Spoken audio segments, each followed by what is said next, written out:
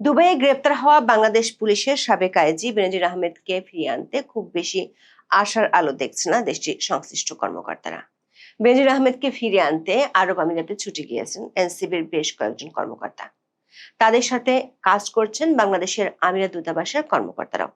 কিন্তু চারটি জটিল সমীকরণের মুখোমুখি হয়ে শেষ পর্যন্ত হতাশই হতে হচ্ছে বাংলাদেশি কর্মকর্তাদের। এই চার সমীকরণের সবগুলোই বেনজির আহমেদের পক্ষে যাওয়ার ব্যাপারে সম্ভাবনা থাকায় আরাব খান কিংবা শীর্ষ সন্ত্রাসী জিসান আহমেদের মতো বেনজির আহমেদকে ফেরানো প্রায় অসম্ভব হয়ে পড়ছে।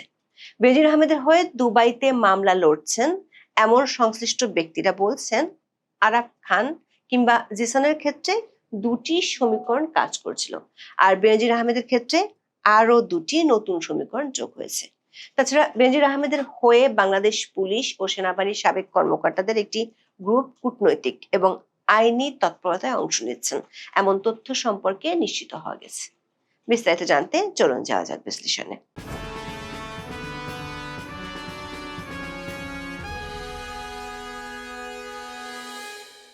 বাংলাদেশের বিগত আওয়ামী লীগ আমলের আলোচিত আইজিপি বেনজির আহমেদকে গ্রেপ্তারের তথ্য আরব আমিরাত কর্তৃপক্ষ গত 12 জুন ইমেলের মাধ্যমে বাংলাদেশ সরকারকে জানিয়েছিল। তিনি বাংলাদেশের নাগরিক ও তার বিরুদ্ধে ইন্টারপোলে রেড নোটিশ থাকার বিষয়টি আনুষ্ঠানিকভাবে ঢাকায় অবস্থিত ন্যাশনাল সেন্ট্রাল ব্যুরো বা এনসিবি এবং বাংলাদেশ পুলিশকে অবহিত করে দুবাই পুলিশ। গত 14 জুন এ তথ্য সংসদে তুলে ধরে বাংলাদেশের স্বরাষ্ট্রমন্ত্রী সালাউদ্দিন আহমেদ বলেছিলেন, তাকে দেশে ফিরিয়ে আনার জন্য 30 দিনের মধ্যে আমিরাত কর্তৃপক্ষের কাছে আবেদন করা হবে। বাংলাদেশের স্বরাষ্ট্র মন্ত্রণালয় একটি সূত্র নিশ্চিত করেছে, বেনজির আহমেদকে ফিরিয়ে আনতে ঢাকার ন্যাশনাল সেন্ট্রাল ব্যুরো বা এনসিবির কয়েকজন কর্মকর্তা 15 জুন দুবাই পৌঁছেছেন। তারা বাংলাদেশের আমিরাত দূতাবাসের কর্মকর্তাদের সহায়তায় যৌথভাবে কাজ করছেন। বেনজির আহমেদের বিরুদ্ধে প্রথম মামলা হয়েছিল আওয়ামী লীগ সরকার আমলে। বাংলাদেশে তার বিরুদ্ধে এখন দুর্নীতির 6টি মামলা আছে। এর মধ্যে একটি মামলার বিচার চলছে, বাকি 5 মামলার তদন্ত চলমান। এসব মামলা সহ অন্যান্য নথিপত্র এরই মধ্যে আরবি ভাষায় অনুবাদ করে আমিরাতের সংশ্লিষ্ট দপ্তরে জমা দেওয়ার উদ্যোগ নেওয়া হয়েছে। তবে বাংলাদেশ সরকারের এমন উদ্যোগের বিপরীতে বেনজির আহমেদের পক্ষেও আইনি তৎপরতা জোরদার করা হয়েছে। এরই মধ্যে তার পক্ষে আরব আমিরাতে আইনজীবী নিয়োগ দেওয়া হয়েছে এবং তার আইনজীবীরা দুবাইয়ের আদালতে জামিনের আবেদন করেছিলেন। তবে বেনজির আহমেদকে দুবাইয়ের আদালত আপাতত কারাগারে রাখার নির্দেশ দিয়েছেন।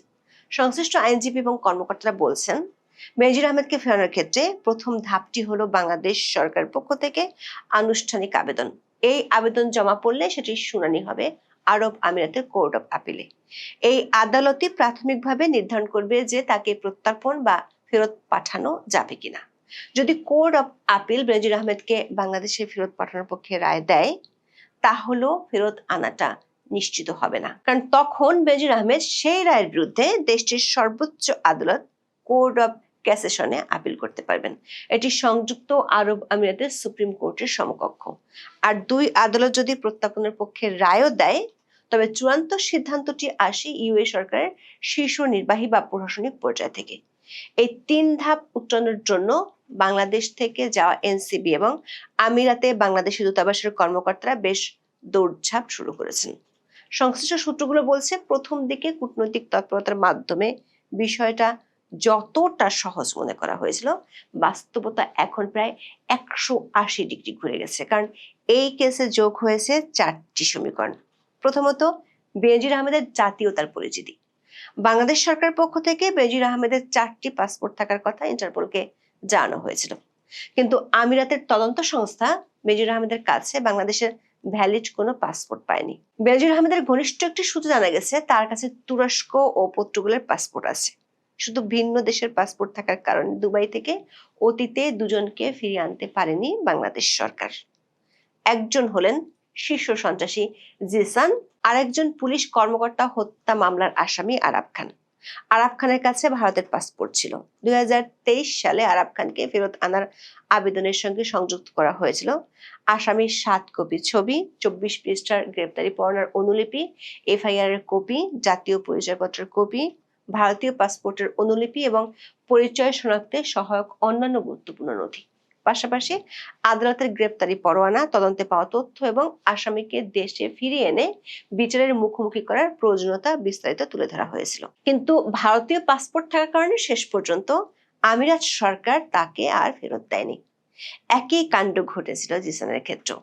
বেনজির আহমেদও বাংলাদেশি পাসপোর্ট না থাকার কারণে তাকে ফেরত আনার বিষয়টি আরাফ খানের মতোই কয়েকদিন বেশ আলোচনা ও দৌড়ঝাঁপের পর থেমে যেতে পারে, এমন আশঙ্কার কথা জানিয়েছেন আরাফ খানের কেসে কাজ করা একজন পুলিশ কর্মকর্তা। সংশ্লিষ্ট সূত্রগুলো বলছে, দ্বিতীয় আরেকটি সমীকরণ বেনজির আহমেদের পক্ষে কাজ করার আশঙ্কা দেখা দিয়েছে। সেটি হলো, বাংলাদেশ সরকার বেনজির আহমেদের বিরুদ্ধে দুর্নীতির অভিযোগের সপক্ষে নথিপত্র জমা দিয়েছে, কিন্তু বাংলাদেশের সরকারি নথিতে দেখা গেছে বেনজির আহমেদ 28 বছর ধরে কর দিয়েছেন। এজন্য 2021 সালের 24শে নভেম্বর ময়মনসিংহ কর অঞ্চলে আয়োজিত অনুষ্ঠানে তাকে পুরস্কার দেওয়া হয়েছিল। এই করের কাগজপত্র দুবাই আদালতে এরই মধ্যে দাখিল করেছেন বেনজির আহমেদের আইনজীবীরা। তাছাড়া মাত্র 2 কোটি টাকা জ্ঞাত আয় বহির্ভূতের অভিযোগ আনতে পেরেছে দুদক, কিন্তু এগুলো মানি লন্ডারিং করা হয়েছে কিনা তা স্পষ্ট প্রমাণ নিয়ে ধোঁয়াশা আছে। এই বিষয়গুলো বেনজির আহমেদের আইনজীবীরা আদালতে উত্থাপন করে এরই মধ্যে অভিযোগ করেছেন তাকে রাজনৈতিকভাবে হয়রানি করার জন্যই দেশে ফেরত নিতে চাইছে বাংলাদেশ সরকার। আমিরাতের আইন অনুযায়ী বাংলাদেশে ফেরত পাঠানো হলে তার জীবন ঝুঁকিতে পড়তে পারে, তিনি রাজনৈতিক প্রতিহিংসার শিকার হতে পারেন কিংবা ন্যায় বিচার থেকে বঞ্চিত হতে পারেন। এমন কিছু আমিরাতের আদালতের কাছে মনে হলেই ফেরতের আবেদন নাকচ করে দিবে। তৃতীয় সমীকরণটি হলো, বাংলাদেশ সরকার যেমন চেষ্টা করছে বেনজির আহমেদকে ফিরিয়ে আনতে, তেমনি বেনজির আহমেদের গ্রেপ্তারের খবর জানাজানি হওয়ার পর থেকে তার পক্ষে দুবাইয়ে অবস্থানকারী বাংলাদেশিদের একটি গ্রুপ জোরে সোরে কাজ করছে। এর মধ্যে সাবেক 2জন সেনা জেনারেল, 3জন পুলিশের ঊর্ধ্বতন কর্মকর্তা এবং 3জন বড় ধরনের ব্যবসায়ী আছেন। ইতিমধ্যে তারা আমিরাতের কয়েকটি আইনি সেবাদানকারী প্রতিষ্ঠানের সাথে বৈঠক করেছেন। আরেকটি সূত্র জানা গেছে, বাংলাদেশের 2জন সাবেক কূটনীতিক ও 2জন রাজনীতিবিদ বেনজির আহমেদের পক্ষে কূটনৈতিক পর্যায়ে চেষ্টা চালিয়ে যাচ্ছেন। সবশেষ সমীকরণটি হলো, বেনজির আহমেদের বিরুদ্ধে দুবাইয়ের আদালতে একটি দেওয়ানি ও ব্যক্তিগত আর্থিক সংক্রান্ত অভিযোগ আছে। তার ঘনিষ্ঠ সূত্রগুলো আইনজীবীদের বরাত দিয়ে বলেছেন, এই মামলাটি বেনজিরের রক্ষা কবচ হিসেবে কাজ করতে পারে। সূত্রটি বলছে, 10 লাখ দিরহামের আর্থিক দেনা পরিশোধ করা হয়নি মর্মে এক ব্যবসায়ী এই অভিযোগটি দায়ের করেছিল। এই আইনি অভিযোগের শুরু না হওয়া পর্যন্ত আমিরাতের কোর্ট অফ আপিল তাকে ফেরত পাঠানোর সিদ্ধান্ত না দেওয়ার সম্ভাবনাই বেশি, কারণ আমিরাতের অভ্যন্তরীণ কোনো ইস্যুর, বিশেষ করে আর্থিক ও সম্পত্তি বিষয়ে কারো বিরুদ্ধে কোনো অভিযোগ থাকলে সেটির বিচার ও সুরাহা দেশটির আইনে না হওয়া পর্যন্ত তাকে ফেরত দেওয়ার সুযোগ আমিরাতের আইনে নেই। তাছাড়া বাংলাদেশের সাথে সরাসরি আমিরাতের বন্দি প্রত্যর্পণ চুক্তি নেই। বিগত আওয়ামী লীগ সরকার আমলে যে চুক্তিটি হয়েছিল সেটি দণ্ডপ্রাপ্ত বন্দি বিনিময়ের চুক্তি। এই চুক্তিটি করা হয়েছিল মূলত আমিরাতে দণ্ডপ্রাপ্ত বাংলাদেশিদের যাতে ফিরিয়ে আনা যায় এবং তারা আমিরাতের যে শাস্তি পেয়েছেন সেটি যেন দেশে এসে ভোগ করতে পারেন। আরাফ খানের ক্ষেত্রে এই বিষয়টি তার আইনজীবীরা তখন ব্যবহার করেছিলেন। তবে কূটনৈতিক তৎপরতার মাধ্যমে পারস্পরিক সমঝোতাকে এক্ষেত্রে কাজে লাগানো যেতে পারে, কিন্তু অন্য সমীকরণগুলো বেনজিরের পক্ষে যাওয়ার আশঙ্কাই বেশি করছেন সংশ্লিষ্টরা। ফলে বেনজিরের আবেদনটি শুরু সহসা হওয়ার সম্ভাবনা নেই বললেই চলে। এখন এ পর্যন্ত। সবাই ভালো থাকুন, সুস্থ থাকুন, নিরাপদে থাকুন। দেখা হবে আগামী পর্বে।